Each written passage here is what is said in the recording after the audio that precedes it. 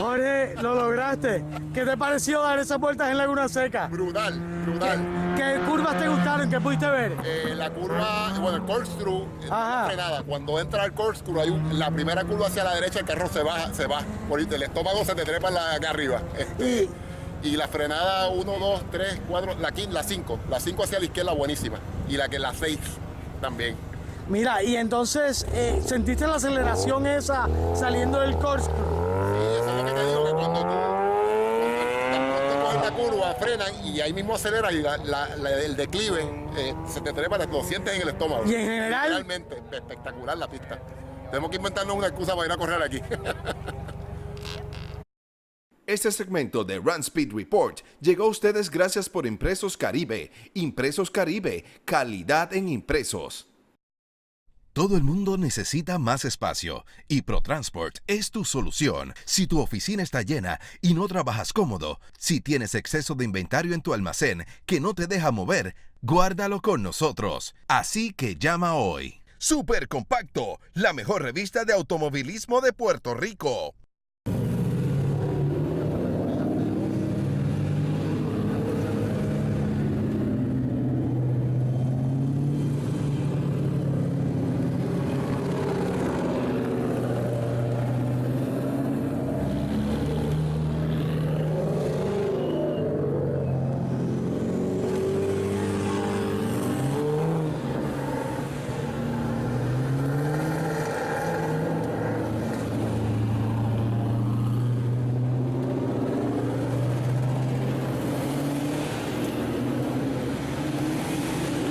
Bueno, pues estamos aquí con uno de los participantes de este fin de semana, el señor John Henry. How are you, John? I'm doing great. It's been a beautiful week here. You can't beat the weather in Southern California, or mid-California, I guess we're in. I agree. Listen, John, for the benefit of our viewers, I know that you were an engineer with GM. What kind of work did you do for them? I worked in engineering, of course, for GM for 39 years. About half of that, 15 to 20 years, I worked on the Corvette doing various engineering jobs. The last one I had there was assistant chief engineer on the car for quite a number of years.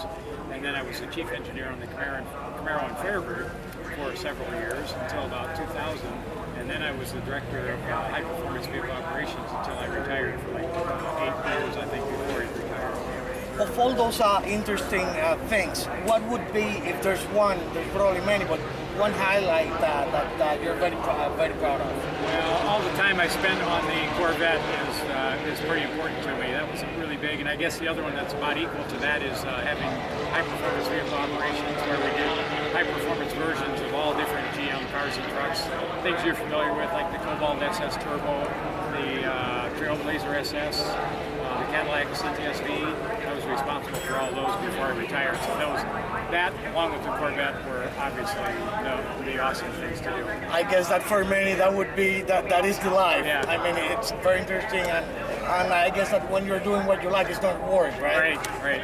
John, about your racing career, can you tell us a little bit? Yeah, I didn't start racing until I was 37 years old. I got my license at 37, and I started doing some club racing, and immediately was able to get into pro racing, running Corvettes. And from then on, from like 1984 till 1995, 6, 7. Matter of fact, I raced Corvettes until 2008. I haven't raced one.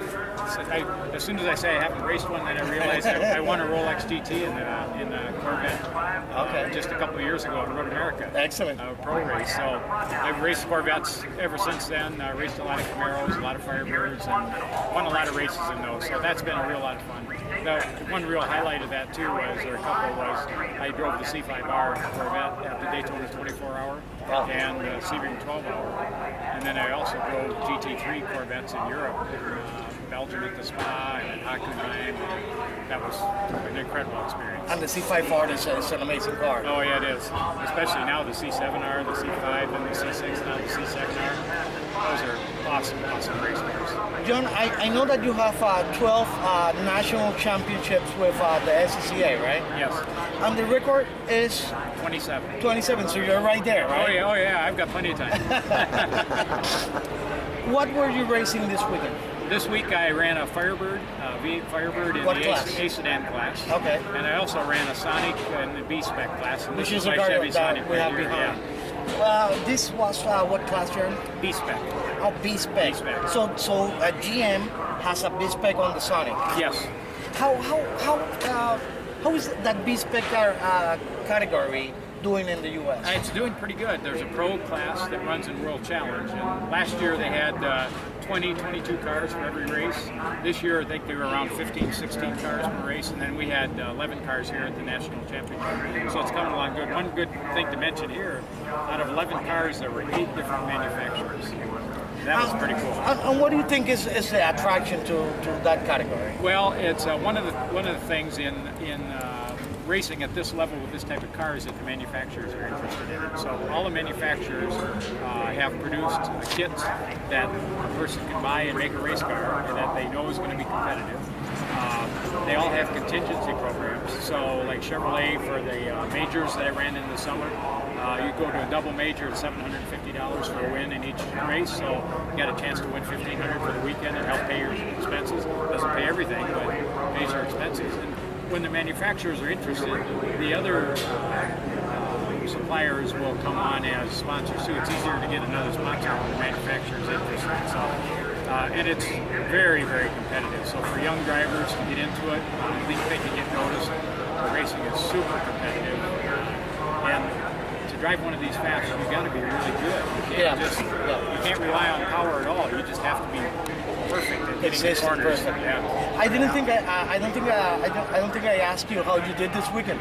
Well, unfortunately, in the Firebird, I was qualified second, and I lost the engine halfway through the race. Okay. And I qualified on the pole with the Sonic, and I had an engine problem about halfway through the race. I had to come into the pits and pull the battery cable, put it back on, and it was fine. And I drove the rest of the race, but unfortunately, that made me finish. Well, John, it's been a pleasure talking to you. It's great best talking of luck. to you. Thank you. Thank you. Super Compacto, la mejor revista de automovilismo de Puerto Rico.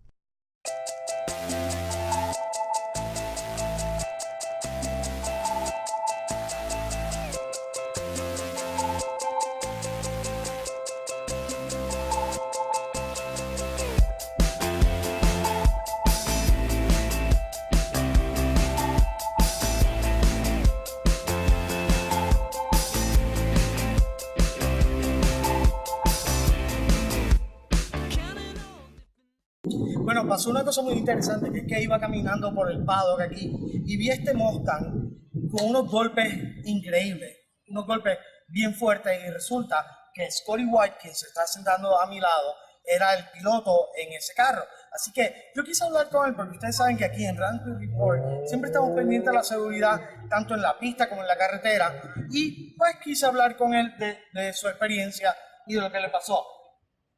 How you doing, Scotty? Perfect. Scotty, so I was telling my viewers that I was walking through the paddock and I saw your Mustang all banged up. And you know, one of the things I'm very worried about always is safety in racing, as well as in the street. But in your case, what happened on your accident? Well, it's just a typical racing situation where a couple of guys are trying to go forward as quick as they can, and we raced really close together, and the other guy slipped a little bit, and we touched, and it just kind of went bad from there. So we ended up another competitor didn't realize that the other fella and I were rubbing up against each other trying to get away, and he hit us up, so you can see, quite hard in the back. And that sent me into the wall head first. So the front end of the car is a lot worse than the back end. I know, it's so hard because everybody wants to get ahead and to win. And let me ask you something. Were you wearing your Hans? Absolutely. I've been wearing a Hans since 2001. I ordered my Hans the week before Dale Earnhardt was killed in February of 2001. So I know you ordered your Hans because of a bad experience that a friend of yours has. Yes, I was at Phoenix International Raceway, which is a roval, so a big oval track where we go down in the infield. What happened and there? run the road course.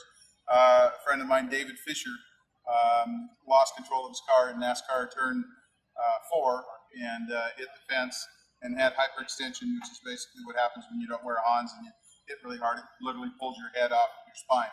And he died that weekend, and that's when I decided to order Hans. And the following weekend, Dale Earnhardt died at Daytona from the same injury. So it was a no-brainer. The Hans is something that needs to be part of your equipment. A head and neck restraint device is imperative. It's required to run the Sports Car Club of America, and I wholeheartedly endorse it. I bought one way before it was ever required because I always want to get out of the car healthy no matter what happens and be there for my family. Do you race another car other than this Mustang? I race many different cars. This weekend I raced the six-cylinder Mustang, I raced a V8 Mustang, and I raced a Dodge Viper. How did it go for you this week? This obviously didn't go very well. We were on pole with a new track record. We got nipped by a tenth. Went out on the opening lap and got tangled in turn 3. So it didn't go really well. It was very, very good potential to win this class. The Mustang, the other Mustang, the V8 Mustang, we went from, I think we blew up a motor the first day of qualifying. We got a motor in, got a couple laps in qualifying, enough to start 8th, I think. There was a big wreck in turn 2. We got dropped to dead last and motored back up to 4th place. Will you be attending the next runoffs in Daytona? It's questionable. A lot of people want me to go. I'm not sure if we're going to go. Not just because it's a long tow. Where are you based out of? Seattle. Seattle. So it doesn't get any farther. As far as you can No get. way, right? Yeah. So, but how do you feel about that? I interviewed Miss Noble earlier on the weekend, and for me, I think it's very fair that the runoffs move from. Absolutely. Finally. Yeah. Finally. Yeah. We've been trying to get them to do it forever. Right. I was very happy with some of the larger East Coast teams that they came out here, because when they first announced that it was coming to the West Coast, they were all crying that it was too far and they weren't going to come. And I'm like, we've been coming to Wisconsin, to Kansas, to Ohio, to Florida, to Atlanta, to Georgia for years, clear across the coast, and nobody's had to come out here. So they changed their mind. They came out. They showed great participation out here. And, we've been doing it a long time. We've always had to go east. So I'm glad they're moving it. I'm really looking forward to the year after next at Mid-Ohio. It'll be at Mid-Ohio. I love Mid-Ohio. It's a very technical track. It's a driver's track. We've always done really well there, and love that track. Scotty, so a final word for our viewers in terms of safety from your part. Well, I think that the important thing is to, just like when you buy a helmet, consider what your head's worth. It's a lot more important to have great safety gear, spend the money there before you worry about having the best tires. Because the faster you go and the worse safety gear you have, the more chances you're going to get hurt. We always wear a Bell helmet. We've worked with Bell for years, and they're phenomenal pieces. They feel like a feather on my head, and they look beautiful, and we're safe. I've had a Bell helmet on in all 4 of the crashes that I've had in my 17-year career, and never been anything but a little bit sore. Well, I thank you a lot for your time. You betcha. I'm glad that you came out okay from your crash, and the best of luck to you in the future. All right, thanks a lot.